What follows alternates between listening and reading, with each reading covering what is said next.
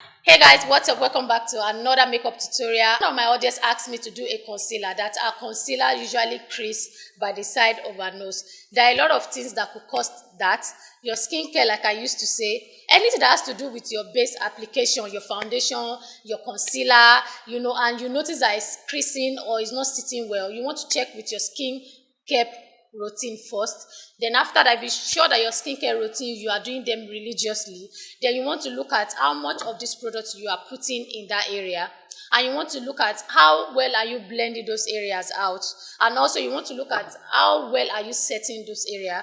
So these are the things you want to you want to factor in before know what to do and what might be causing. Without further ado, let's jump right into it. So I did my highlights and everything already, but I want to specifically go into the side of the nose just to show you guys. The first thing is, if you don't have anything to cover by the side of your nose, there's no point taking a fresh concealer to that area. So I'm going to be going ahead to use Maybelline Master Concealer. This is what we are going to be using. Allow your concealer, give it some time to settle into your skin. That way it's going to build coverage, and it's going to stay where it is. It's not going to shift around. Now let's go to the size of your nose.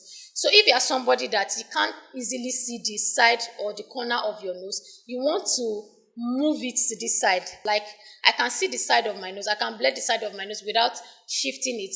But if you are someone that you can't see the side of your nose, you want to move it to the side, so you'll be able to see where you are blending. And the side of the mouth and the side of the nose, under the eyes, these are the places where your concealer or your foundation exaggerate the lines and get trapped into those lines. If you are using a beauty blender that cannot fit into this corner, you want to go ahead and use a precise brush to blend that area out.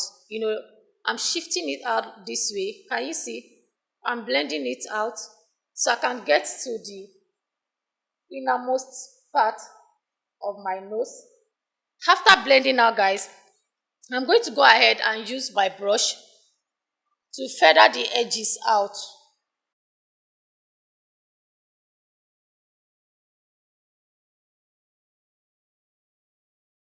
So once you blend the edges out, I'm going to go ahead and spray my beauty sponge with my setting spray.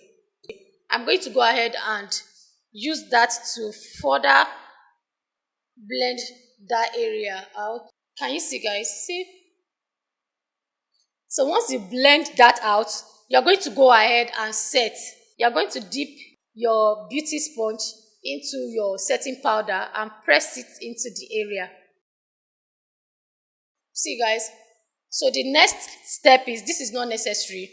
With this, you are fine. You can now go ahead and put a good amount of that setting powder just to further set. This will over time disappear as you are doing other part of your face. I hope this helped. Let me know down in the comment section. I'll see you on my next one.